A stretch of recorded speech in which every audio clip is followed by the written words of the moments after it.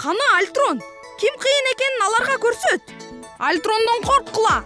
Анын мылтыгы зор.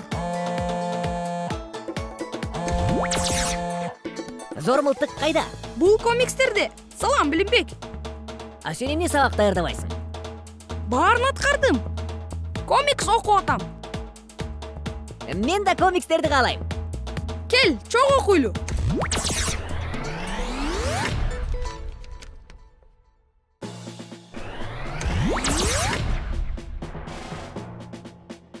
Бул жерде башкы каарман ким? Мына кара. Бул Альтрон. Токто, бул деген кара ниет да. Терс каарман. Ооба, ал баарын сабайт жана алдайт.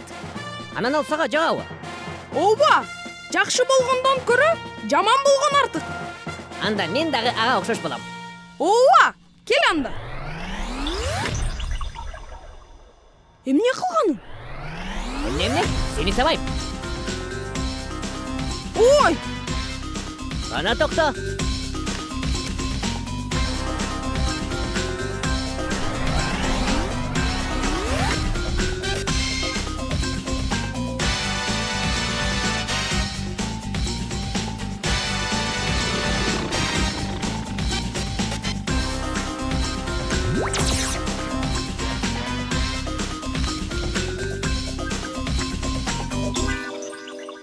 Жетишет, мындан кийин антпейм. Чын эле антпейсиңби? Ооба, чын сөзүм. Убада бербедиң беле? Алдагам, бул жакшы эмеспи?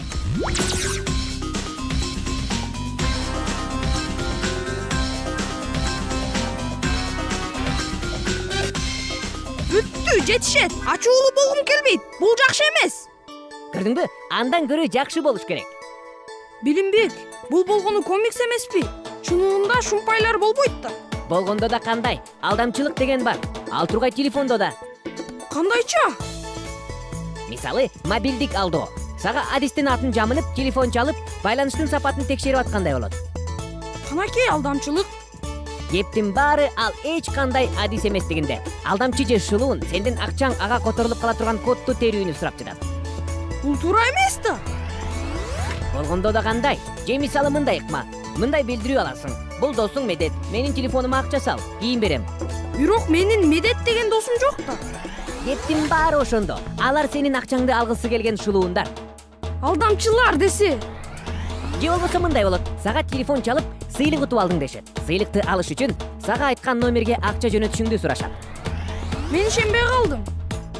Туура кыласың. Анткени эч кандай сыйлык жок. Сени дагы алдап жатышат. Алдамчыларга кантип алданбаш керек? Жөн гана тааныбаган, билбеген адамга акча жана СМС жөнөтпө. Алдамчылар кандай көп? Мен андай болгум келбейт.